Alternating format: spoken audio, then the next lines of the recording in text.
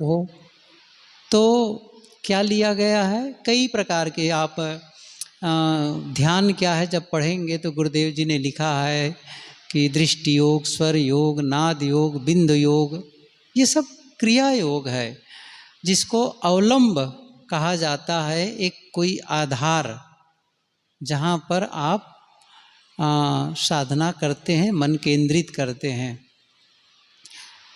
यहाँ हम लोग कर रहे हैं श्वास पर, है ना, श्वास पर कर रहे हैं। तो सांस पर ही क्यों सांस पर करते हैं? साधना के लिए क्या सहयोगी है? और जो सांस के पश्चात जो हमारी साधना होगी, क्या उसके लिए उपयोगी है? सांस को देखो सांस का बड़ा महत्व है। क्रिया योग में जैसे कोई साकार योग, तो साकार योग में किसी महापुरुष का चित्र को देखना होता है। एक साकार, चाहे वो कबीर का हो, बुद्ध का हो, राम का हो, कृष्ण का हो, जो आपका इष्ट। योग दर्शन में कहा गया है कि वीतराग विषयम व चित्तम, चित्त का विषय क्या हो? वीतराग विषयम। वीतराग क्यों ऐसा करना है? क्योंकि वीतराग को अपने चित्त का विषय बनाओगे तो फिर आपके मन में भी विराग जगेगा, अनासक्ति का भाव जगेगा। आप किसी दूसरे को भी, कोई युवक है तो युवती का, युवती है तो युवक का, वो आलंबन का विषय बना सकता है और मन एकाग्र कर सकता है, लेकिन उससे मन में विकारी विचार उठने की संभावना है। मन में अब उसके रूप रंग की चिंतन होने लगेगा तो मन विकारी होता चला जाएगा। तो क्या होगा? वो सही नहीं है। वो सही हो जो लाभप्रद हो। इसलिए उन्होंने कहा कि वीतराग, जब जैसे गुरुदेव जी, जैसे आप आंख बंद करो, गुरुदेव जी की याद करो, तो गुरुदेव जी के पूरे व्यक्तित्व जो आज तक आपने समझा, उनकी पुस्तकों के माध्यम से, उनके विचारों के माध्यम से जो मन में खाका खींचा है, उनके रहनी गहनी के विषय में, वो खींच करके सामने आ जाएगा। तो भाव क्या जगेगा? मेरा भी चित्त वैसा हो जैसा गुरुदेव जी का था, वैसा मेरा जीवन हो। वो एक प्रेरणा है। इसलिए उन्होंने कहा, लेकिन कोई कल्पना ही तो है, चाहे कबीर का करो, बुद्ध का करो, राम का, विष्णु का, कल्पना है। इसी प्रकार ज्योति, आँख में, आँख बंद आँखों में जो दिखाई दे, उसको गुरुदेव जी ने दृष्टि योग कहा है। दृष्टि योग, आंखें बंद करो तो अंधकार प्रकाश जो दिखाई दे, ये भी होता है, ऐसा भी है। अब वो भी एक मन, आँख का विकार है। अंधकार प्रकाश क्या है? जिसे आंखें बंद किए थोड़ा सा प्रकाश, अंधकार दिख रहा है, उसी में मन को लगाए रखो, वो भी एक तरीका है। या फिर ज्योति, एक अखंड ज्योति की याद करो और बस ज्योति देखते रह जाओ। सब की सब में आपको मन में एक इमेजिनेशन, एक इमेज क्रिएट करना होगा। लेकिन श्वास में, श्वास कल्पना नहीं है, श्वास कल्पना नहीं है। और सांस आप ऐसा नहीं है कि लेते थे या लेंगे, ये भी नहीं है। जन्म से ही सांस, जैसे हम जन्म लेते हैं प्रथम श्वास, और मृत्यु की बेला में अंतिम श्वास, जीवन का आधार सांस, जीवन का आधार। और इतना ही नहीं है, यह आत्मा और शरीर को, जीव और शरीर को जोड़ने वाला है। कैसे? सांस को आप किसी भांति किसी का खींच लें पूरी तरह से और न जाने दें। जैसे कोई कहते हैं ना, गले दबा दिया या बिल्कुल नाक और मुंह बंद कर दिया, तो गला घोट दिया गया, तो इसका मतलब है सांस फिर से आने न दिया गया। इंस्पायर, इसलिए कहते हैं ना इंस्पायर, प्रेरणा, इंस्पायर मतलब वो जो नई सांस लेना, नई सांस लेना आप जीवित हैं तो। और इसका उल्टा उल्टा होता है एक्सपायर, मतलब आप निरंतर प्रेरित नहीं हो रहे हैं अच्छे विचारों से, तो क्या हो गया फिर?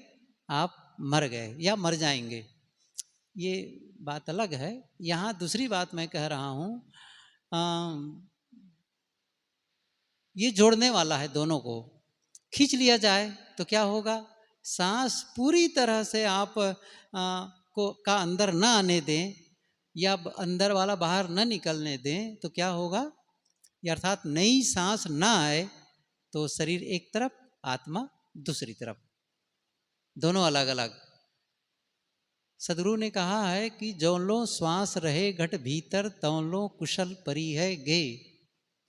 कहाँ ही कबीर जब सांस निकरी गो, मंदिर अनल जरी है गे। जो लो सांस रहे घट भीतर, अर्थ भी करने की जरूरत नहीं है, बिल्कुल सहज ढंग से बता रहे हैं। तौलो कुशल परी है गे, तब तक कुशल मंगल। मुर्दा से कोई पूछता है कुशल मंगल? किनसे पूछते हैं? जीवित से। कहो भाई कुशल मंगल? हाँ हाँ कुशल मंगल है।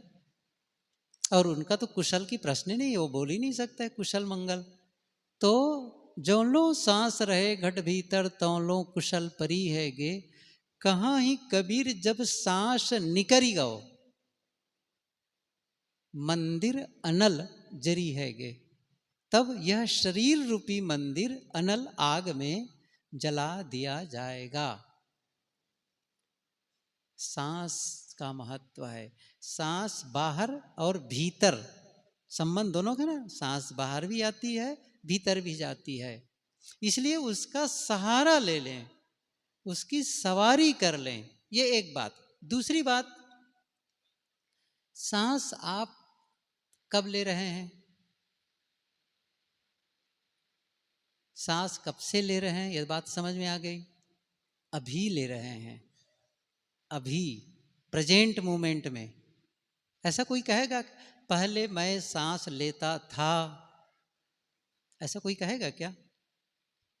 कभी मैं सांस लेऊंगा, सांस ले रहा हूं, सही है ना, जारी है, कंटिन्यूअस, ठीक है ना, प्रेजेंट में ही वो कंटिन्यू जारी है। सांस ले रहा हूं, ये मतलब प्रेजेंट मोमेंट में। और एक दूसरी बात यह है, मन, मन क्या करता है? मन की दशा क्या है? मन की प्रकृति क्या है? मन की उपस्थिति का मतलब ही है, मतलब मन की उपस्थिति का आभास हमको कब होगा?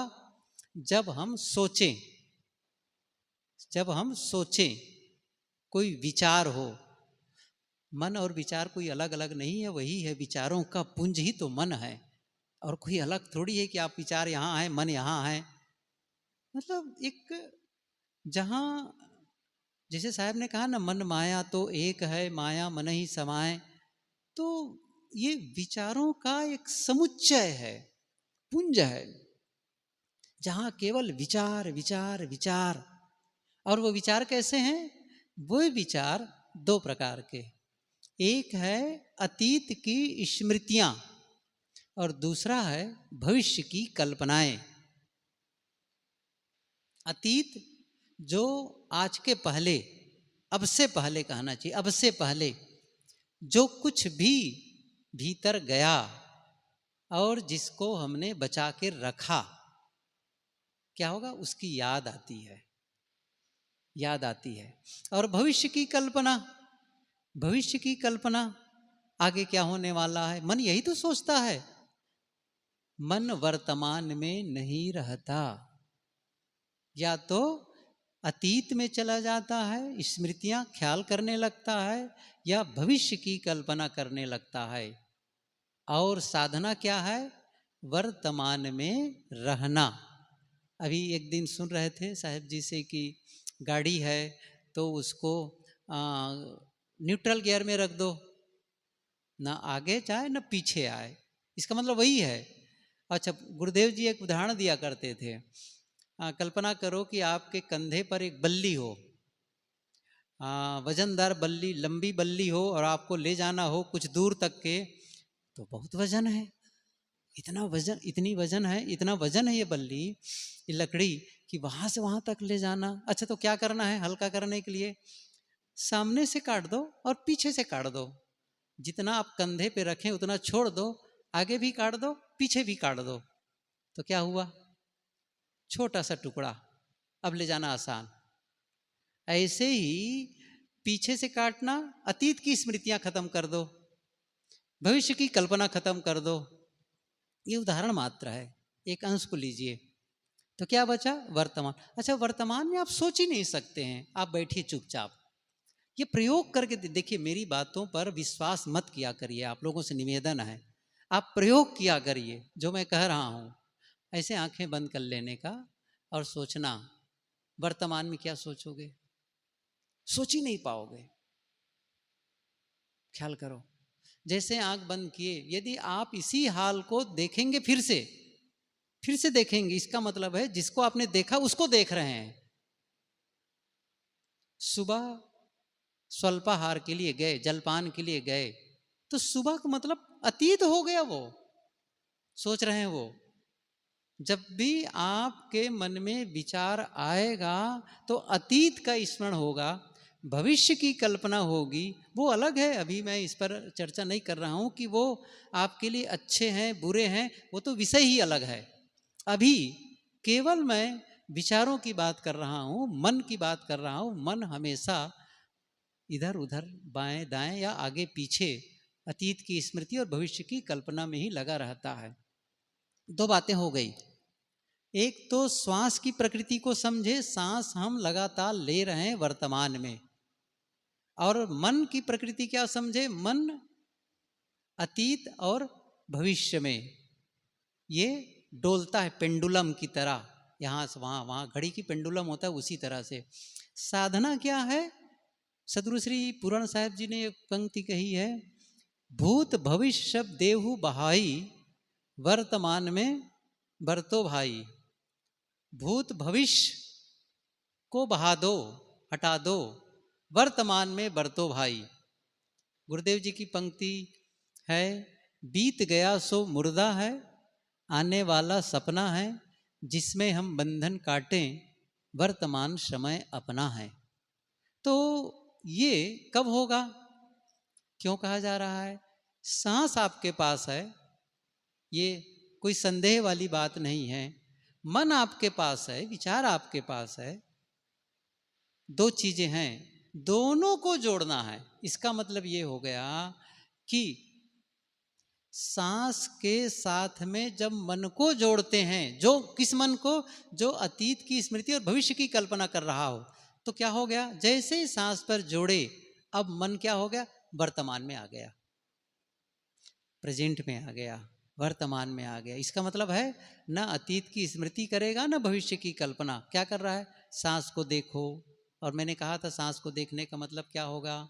या तो आप नासिका की दीवारों से स्पर्श करके जो सांस जा रही है, बाहर आ रही है, वहाँ, या फिर पेट, एब्डोमेन, पेट को जहाँ पर थोड़ा फूल रहा है, नाभि के आसपास में आप देखेंगे, यदि किसी का कपड़े से कसा हो तो थोड़ा सा ढीला कर ले और उस पर ध्यान रखें, ख्याल करें कि पेट थोड़ा से फूल रहा है, फिर अंदर फिर बाहर। अब ये चीज में आपने मन को लगा दिया, तो मन का काम क्या था? इधर उधर सोचना। वो क्या होगा? वो अब खत्म होगा खत्म होगा। लेकिन जैसे ही सांस देखना बंद हुआ, और जो कि होता है, भूल होती है, वैसे ही क्या हो जाएगा? फिर से सोचना शुरू, फिर से ख्याल। पता ही नहीं चलता है कि कब हम सांस देखते देखते फिर से पुरानी बातों को याद करने लग जाते हैं, फिर से भविष्य की कल्पना करने लग जाते हैं। फिर यहाँ से कहा गया सावधान, अच्छा अच्छा हाँ वो भूल ही गए थे, ठीक है फिर से सावधान, फिर से श्वास पर लगाए, होता है ना। या अपने से भी ख्याल आ गया, अरे मैं तो साधना में बैठा हूँ और ये क्या हो गया है, क्या सोच रहा हूँ। या अपने से देखिए यहाँ से कोई हर बार आपको सजग करे, इसकी ठीक है शिविर के दरमियान तो कर भी दें, बाकी समय तो कोई आएगा नहीं। सावधान क्या सोच रहे हो।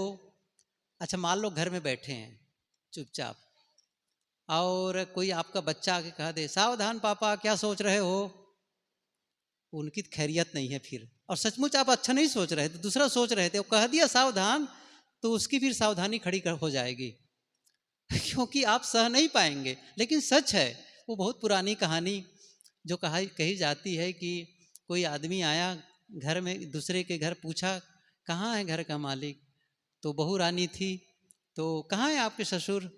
ससुर इस समय वो एक चमार की दुकान में जूता खरीदने गए हैं अब वो बैठा हुआ था ध्यान में, वो बैठे थे पूजा में, और सब बातें हुई, कहानी का आगे प्रक्रिया है उसको नहीं बताने का है।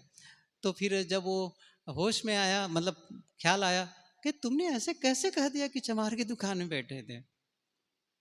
कहे बाबूजी आप बताइए, सच सच बताइए। मैं इसलिए कही कि कल आप चमार की दुकान में गए थे जूता खरीदने के लिए और खरीद नहीं पाए थे, तो उसका ख्याल कर रहे हैं कि नहीं कर रहे थे। उसने कहा बात तो सही है मैं वही ख्याल कर रहा था। ये कहानी है बातों को समझाने के लिए। मेरा मतलब ये है कि जब हम सांस को देखने में भूल जाते हैं तो फिर से हम स्मृति और कल्पना में डोलने लगते हैं। और साधना क्या है, उन दोनों से आकर के वापस वापस साधना ही है, बैक टू होम, है ना, घर के तरफ वापसी, वापस आ जाओ अपने में, बस अपने में लौटना। और ऐसा क्यों, ऐसा करने से एक बात हो जाएगी, एक घटना घटती है। इस अभ्यास से एक बहुत बड़ी घटना घटने वाली है आपके जीवन में, शायद उसका ख्याल नहीं है। जानते हैं क्या, आपके मन में सजगता बढ़ती चली जाएगी, अवेयरनेस। और सच में एक दिन कहा भी था कि साधना है जागरूकता का विकास। आप जितना जल्दी होश में आए, हम लोग क्या करते हैं, मशीन की जिंदगी जीते हैं। इसलिए अपनी मशीनियत को तोड़ें, बस ऑटो सिस्टम सब करते चले जाते हैं। ख्याल है पूछ लो, सबको पता है, हमको भी आप सबको भी देखो पीछे साधिकाएं माताएं बैठी हुई हैं बर्तन मांज रही हैं। अब बर्तन मांजने का तो अभ्यास है, हाथ का काम है बर्तन मांजना। मन कहेगा तुम बर्तन मांजो मैं कहीं होके आता हूँ, होता है कि नहीं है। रोटी बना रही है, वो तो ऑटो सिस्टम से है, बस रोटी बनाने का प्रक्रिया जारी है और मन कुछ और सोचे चला जा रहा है। आप सब ड्राइव करते हैं, चाहे वो मोटरसाइकिल चलाना हो चाहे फोर व्हीलर, कार चलाते हो, कार चला भी रहे हैं, बात हो रही है और कर रहे हैं, बहुत कुछ हो रहा है अंदर में, ख्याल ही नहीं है। और इतना ही नहीं है, भोजन कर रहे हैं, मन में कुछ और चल रहा है, ख्याल ही नहीं है।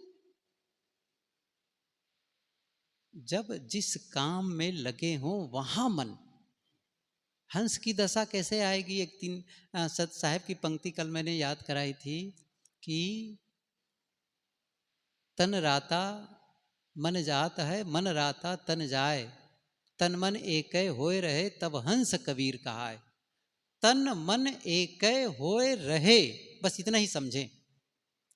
तन मन एक, तन जहां है वहीं मन रह जाए तो क्या दशा आएगी, हंस कबीर। हंस कबीर, इस उच्च अवस्था का अनुभव होगा। अभी क्या हो रहा है, मन वही प्राणी पदार्थों को बार बार सोच रहा है, पर आपसे अलग, चाहे वो पदार्थों के विषय में, चाहे वह प्राणियों के विषय में सोच रहा है, सोच रहा है, सोच रहा है, अब उससे हटे, पर का दर्शन न हो। स्व का दर्शन कब होगा? जब पर का दर्शन न हो तब। आत्मज्ञान कब होगा? जब पर का ज्ञान न हो, पर का ज्ञान न हो, जो आप नहीं हैं उसका ज्ञान कर रहे हैं। जैसे मैंने भी कहा, बैठा आंख बंद किए, और यदि आप अपने घर के बारे में सोच रहे हैं, घर वालों के बारे में सोच रहे हैं, ऑफिस के बारे में सोच रहे हैं, कार्य क्षेत्र के बारे में सोच रहे हैं, दुकान के बारे में सोच रहे हैं, वो पर है। पर दूसरा अलग आपसे, स्वरूप के बाद सारा विषय जान, सब अलग है, और उसको आप सोच रहे हैं, उसका ज्ञान कर रहे हैं। तो जब तक पर का ज्ञान होगा, स्व का ज्ञान नहीं होगा। कहते हैं ना आत्मज्ञान। आत्मज्ञान हम शब्दों में सुने हैं, शब्दों में, या पढ़ करके जाने हैं या सुन करके जाने हैं, अनुभव तो है नहीं है, अनुभव किसी के नहीं है हम सबका। तो उससे काम, ये उधारी का ज्ञान काम नहीं आने वाला है।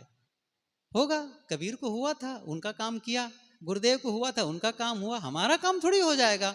अच्छा, कबीर को सत्य का अनुभव हुआ, उससे हमको हो जाएगा क्या? गुरुदेव को सत्य का अनुभव हुआ, हमें हो जाएगा क्या उससे?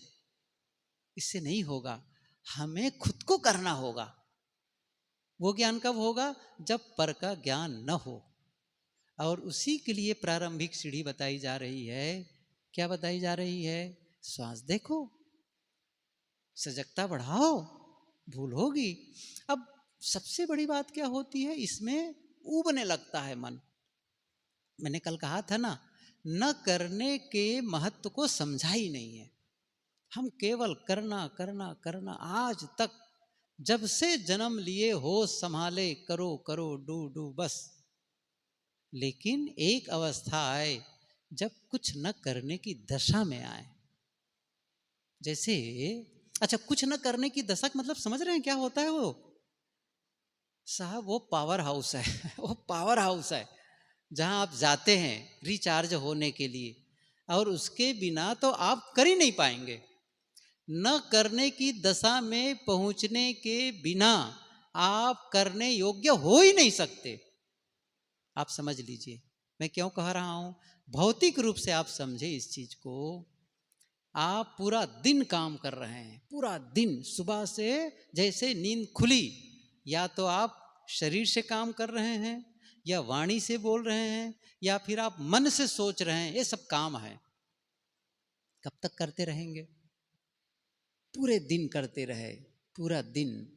और रात में भी आपको नींद में जाने का अवसर न मिले, गहरी नींद में जाने का अवसर न मिले, फिर भी काम काम काम काम।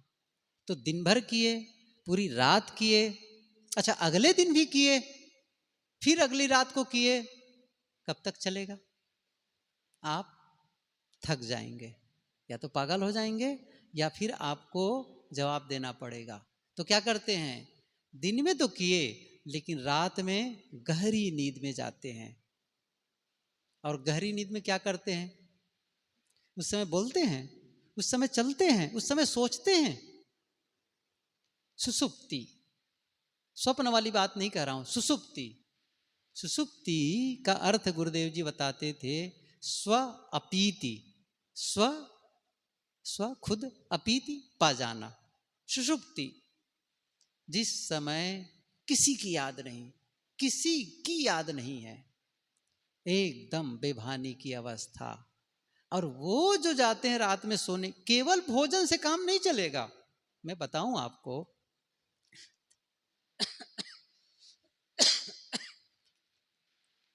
केवल भोजन से आपको ऊर्जा नहीं मिलती है।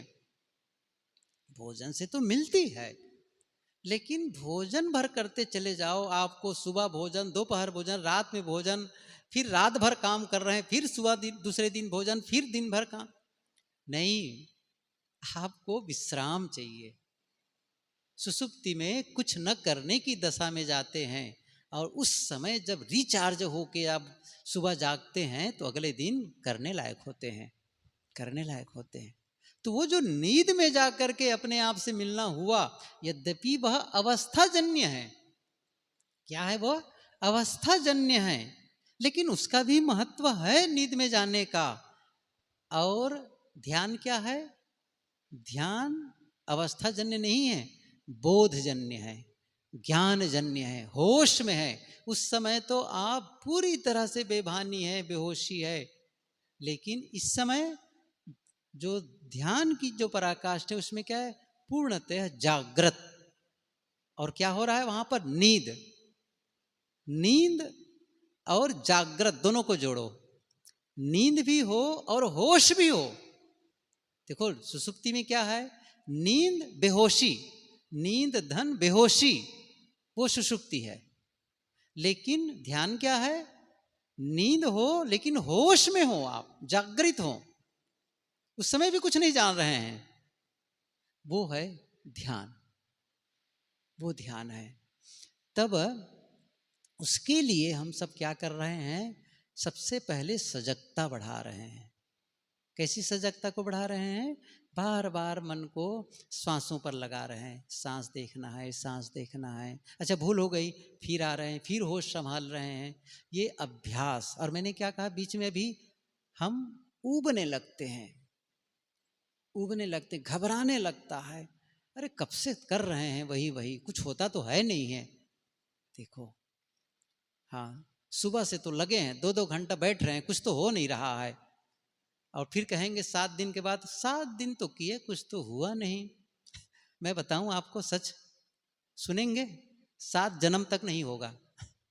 मैं श्राप नहीं दे रहा हूं कि मैं आप माने कि मुझे श्राप दे रहे हैं, इसलिए नहीं होगा कि वैसा किया नहीं गया है। आप कहेंगे उद्भिद तो गए, न जाने करोड़ों करोड़ों जन्म तो बीतते आ रहे हैं, आज तक हुआ कहाँ है। जब सही तरीके से करेंगे, होश संभालेंगे, ख्याल करेंगे, तो कुछ वानगी मिलना शुरू हो जाएगी। ऐसे थोड़ी हो जाएगा अपने आप वो।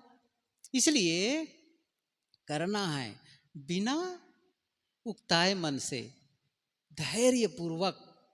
सबसे बड़ी परीक्षा होती है धैर्य की साधना में। ध्यान दो, धैर्य की परीक्षा होती है। जिसने धैर्य रखा सफलता उसने पाई। हम सब जल्दी धैर्य खो देते हैं। करते रहें। और आपको या तो समझ में ना आए, सिस्टम ही गलत हो तब तो नहीं मिलेगा।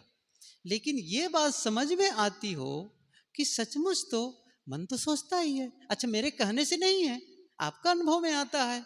या तो ख्याल आता है पहले का, या तो फिर आगे के लिए सोचना शुरू कर देते हैं। और ये जो सोचने की प्रक्रिया होती है, इससे हम दुख सुख के आंदोलन में उलझे रह जाते हैं। फिर क्या मतलब मिलता है उससे? उससे तो संसार से ही जुड़े रह गए, अपने से तो जुड़े नहीं रह गए। तो फिर क्या करना है?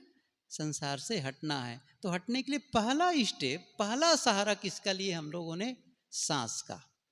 तो सांस पर देखने, सांस पर जोड़ने से। अच्छा सांस कर कैसे देख पाएंगे? 2 बातें फिर से मैं बता रहा हूं, तीसरी बार बता रहा हूं इसको।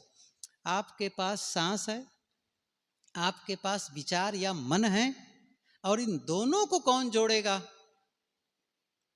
है ना, कौन जोड़ेगा? कोई कोई चाहिए ना, कोई गम, कोई लोशन, कोई ग्लू, कुछ तो चाहिए ऐसा, फेविकोल, कुछ तो जोड़ोगे। सांस को मन के साथ जोड़ने वाला कोई फेविकोल है, कोई गोंद है, उसका नाम है सजगता। बस होश, सावधानी, ये जोड़े रखता है। गुरुदेव जी कहते ना, सावधानी हटी दुर्घटना घटी। रेलवे अड्डे की बात को याद करते थे, सावधानी हटी दुर्घटना घटी। सावधानी ही साधना है। साहब ने कहा फहम आगे फहम पाछे, फहम दाहिने डेरी, फहम पर जो फहम करे सो फहम है मेरी। सावधानी आगे, सावधानी पीछे, सावधानी बाएं दाएं, सावधानी पर सावधानी। दरिया साहब ने कहा, दरिया सोया सकल जग, जागत नाही कोय, जागे में फिर जागना, जागत कहिए सोए। क्या कह रहे? जागे में फिर जागना। सदगुरु कबीर की पंक्ति का है, संतों जागत नींद न कीजे। जाग तो रहे हैं, बात सही है। वो सुसुप्ति अवस्था जन्य, हम न तो सपना देख रहे हैं, न हम सोए हुए हैं, जाग रहे हैं, लेकिन हम एक शारीरिक रूप से जाग रहे हैं, होश में जागना। जो भी हमारे जीवन में गलतियां होती हैं, जो भी गलतियां होती हैं, वह सब बेहोशी में होती है, असावधानी में होती है, सावधानी में नहीं होती है। होश में होते हैं तो नहीं होती गलतियां। हम सभी यदि अपनी जागरूकता को बढ़ाएं, होश को संभालें, तो साधना में भी सफलता, और साधना की सफलता आपके व्यवहार की पवित्रता के लिए सहयोगी। ये मत समझो कि केवल ये मुक्ति गति के लिए है, आपके रिश्तों में मधुरता आ जाएगी, और आपका मानसिक स्वास्थ्य जब अच्छा होगा तो आपका शारीरिक स्वास्थ्य भी सुधरने लगेगा। ये ऐसा संबंध है एक दूसरे से, इसको दोनों को आप समझेंगे। कभी मैं इस पर चर्चा करूंगा, लेकिन अभी तो बस इतनी सी बात है कि सांस क्यों देखते हैं, साधना में उसकी आवश्यकता क्यों है, ये थोड़ा क्लियर होना था। मैंने बताया ये बात, मैं समझता हूँ अपने स्तर से मैंने बताया है, आप सभी समझे होंगे कि सांस का काम, सांस वर्तमान में लेते हैं, मन वर्तमान में नहीं रहता, दोनों को जोड़ते हैं तो सांस को, सांस जैसे ही हम देखने लगते हैं, मन ध्यान लगाते हैं सांस पर, वैसे ही हमारा मन भी वर्तमान में आ जाता है। तो सभी लोग ये इस प्रक्रिया को चालू रखें, फिर से साधना में बैठें, और केवल मेरे कहने की बात नहीं, आप सबको भी पता होगा कि सचमुच मन कैसे भाग जाता है। भाग क्या जाता है, मन का कोई पैर थोड़ी है,